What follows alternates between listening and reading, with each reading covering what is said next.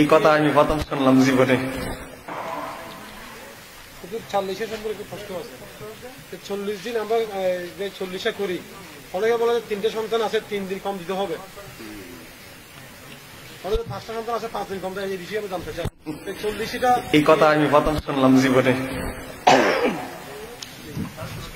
অনেকে বলে 3টে সন্তান আছে 3 দিন কম 37 দিন দিতে হবে। সম্মানিত আমার দিনী ভাইরা, আমরা মৃত ব্যক্তি মারা যাওয়ার পরে 4র্থ দিন আমরা কি করি? অনুষ্ঠান করি, মানুষকে, গরিব মিসকিন মানুষকে খাবার খাওয়াই। আবার আমরা 40তম দিনও মানুষকে খাবার খাওয়াই। আপনার কি বিরক্ত হচ্ছে? আমি আর 2 মিনিট, এতক্ষণ সবুর করতে পারছেন আর 2 মিনিট? এই মাসালাগুলো আমাদের বেশি জরুরি দরকার, কারণ প্রত্যেকেরই তো মা বাবা কোনো না কোনো আত্মীয় স্বজন মারা যায়। বলেন আমাদের দরকার আছে না নাই? জানা দরকার আছে। 40 দিনে কেন আমরা অনুষ্ঠানটা করতে হবে? 41 দিনে তো করতে পারি, 42 দিনে তো করতে পারি। এটা আমি অনুসন্ধান করতে গিয়ে 2টা কিতাব পেলাম। 1 নম্বর কিতাব হচ্ছে, কিতাবের নাম দাখায়েকুল আকবার, লিখেছেন হুজ্জাতুল ইসলাম ইমাম গাজ্জালী রাহমাতুল্লাহ আলাইহি। এবার আসেন 40 দিনে আমরা কেন করি? মনোযোগ দিয়ে শোনেন। ইমাম গাজ্জালী বলে, একটা মুমিন ব্যক্তি, একজন মুসলমান ইমানদার, সে যখন মারা যায়, মারা যাওয়ার 40তম রাত, বলেন না কততম রাত? 40তম রাত। মনে করেন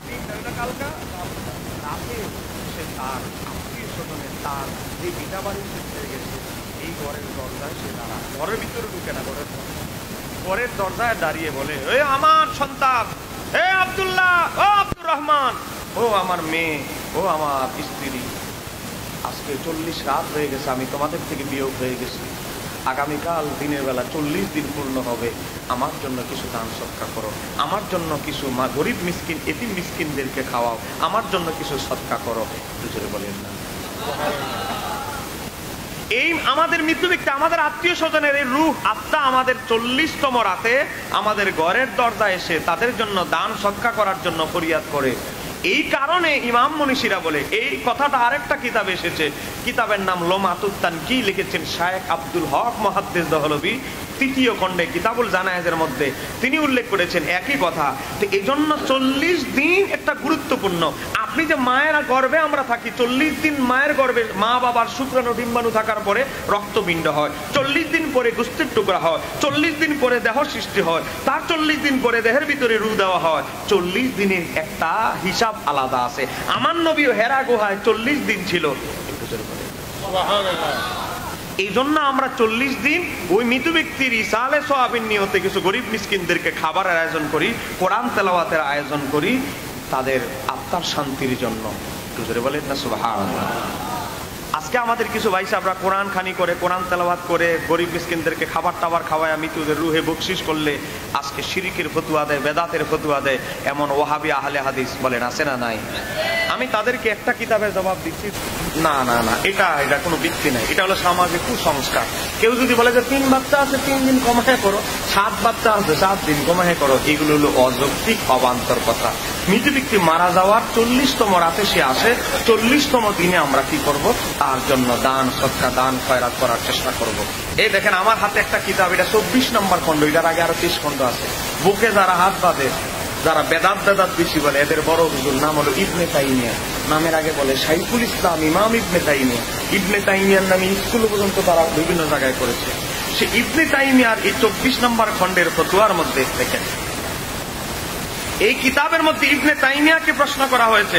আমার ভাই যেভাবে আমার প্রশ্ন করছে সেভাবে তাকে প্রশ্ন করা হয়েছে। ওয়াসুইলা, প্রশ্ন করা হলো, মৃত ব্যক্তি যদি মারা যায়, তার মৃত ব্যক্তির পরবর্তী সময় 3 দিন ওভার হওয়ার পর 3 দিন পর্যন্ত মৃত ব্যক্তির পরিবারে আগুনের চুলা জ্বালানো যাবে না, 3 দিন পর্যন্ত শোক পালন করতে হবে। তো আমরা 4র্থ দিন কেন করি?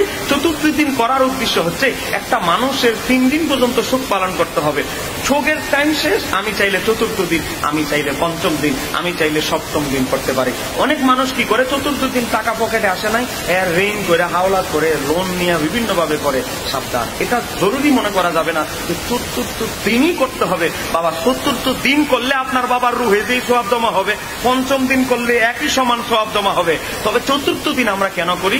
একটা মানুষের যখন মারা যায় তার বিভিন্ন আত্মীয় স্বজন দূর দূরান্ত থেকে আসে, তাদের ছুটিগুলো সীমিত থাকে, তাদেরও ব্যবসা বাণিজ্য থাকে। তো 3 দিন যেহেতু শোকের টাইম পার হয়ে গেছে, চতুর্থী দিন করলে তো কোনো অসুবিধা নাই, আমাদের সুবিধার জন্য করি। মনে রাখতে হবে চতুর্থী দিন করা আবশ্যক, আবশ্যক বলা এটা বেদাত, আবশ্যক বলা যাবে না। আমরা বলি চতুর্থ দিন আমাদের সুযোগ, আমাদের জন্য সুযোগ হয়, সহজ হয়।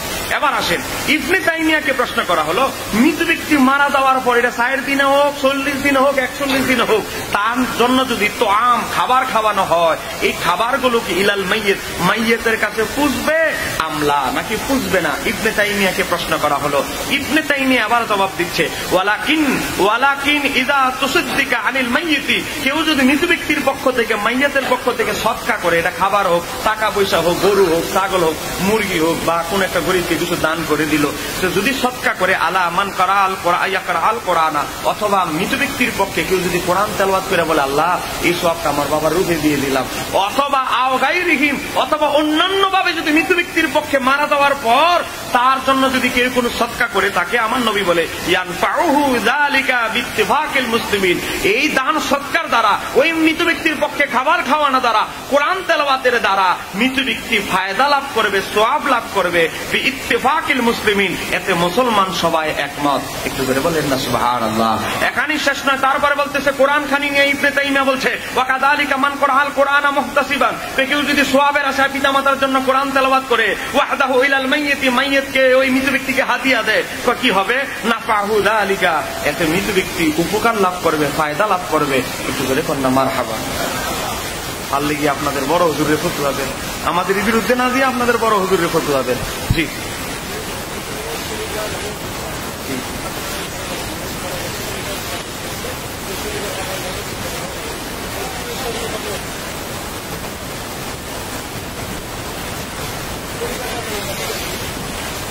শনিবার মঙ্গলবার দেখেন, আমাদের নাকি অনেক জায়গা নাকি বলে শনিবার আর মঙ্গলবার নাকি ফাতিহা কানি করা যাবে না।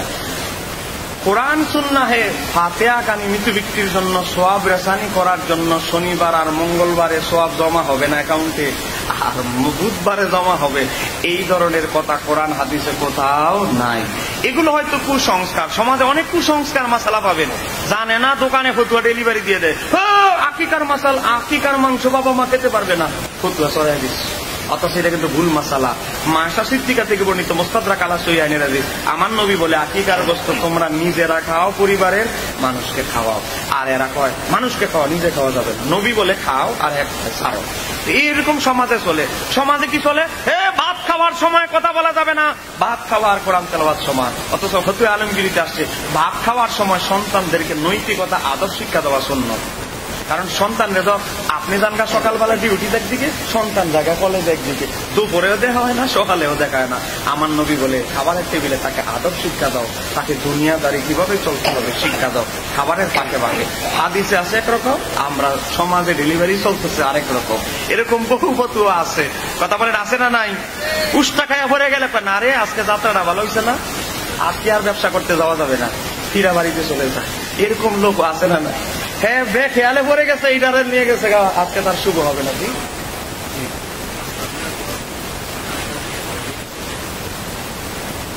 একটা সুন্দর প্রশ্ন করছে, শিক্ষণীয় প্রশ্ন।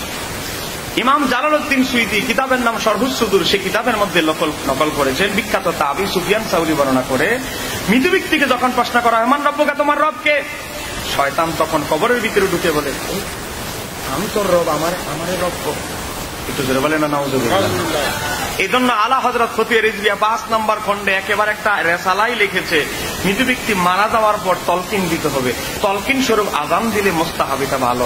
আযানও যদি না দেন, ওই যে তলকিনের শব্দ আছে রাদিতু বিল্লাহি রাব্বান, ওই যে এই তলকিন গুলো করতে হবে। তো করলে কি হবে, এই তলকিনের মধ্যে কবরের সওয়াল জবাব গুলো এই তলকিনের ভিতরে আছে। আপনি যদি মৃত ব্যক্তিকে প্রশ্ন করা হয় মান রব্বুকা, তোমার রবকে, আপনি যদি উপর থেকে বলেন আল্লাহু আকবার, মৃত ব্যক্তি বলবে আরে আল্লাহ তো আমার রব, উপর থেকে দাওয়া যাইতেছে ভাইসা, তখন মৃত ব্যক্তি বলবে আল্লাহ আমার রব। আমার নবী বলে আসসালাতু ইমাদুদ্দিন, নামাজ হচ্ছে দিনের স্তম্ভ। আপনাকে প্রশ্ন করবে তোমার দিন কি, তখন বলবে আরে হাইয়া আলাস সালাহ বলতেছে, আর আমার দিন তো নামাজ, আমার দিন তো ইসলাম। একটু জোরে বলেন না। যখন বলা হবে ফায়াকুলানা মা কুনতা তাকুল হাযার রাজুল, এই ব্যক্তি সম্পর্কে দুনিয়াতে কি বলতো, আমার নবীকে দেখায় বলবে। উপর থেকে যখন বলা হবে আশহাদু আন্না মুহাম্মাদুর রাসূলুল্লাহ, তখন বলবে আরে উপর থেকে তো সাক্ষ্য দিতেছে আমার নবীর কথা, উনি তো আমার নবী। কারণ সহিহ বুখারীর 1363 নম্বর হাদিস, আমার নবী হযরত আনাস ইবনে মালিক বলে, আমার নবী বলে মৃত ব্যক্তিরা কবরের ভিতর থেকে আমাদের স্যান্ডেলের আওয়াজটা পর্যন্ত শুনতে পায়।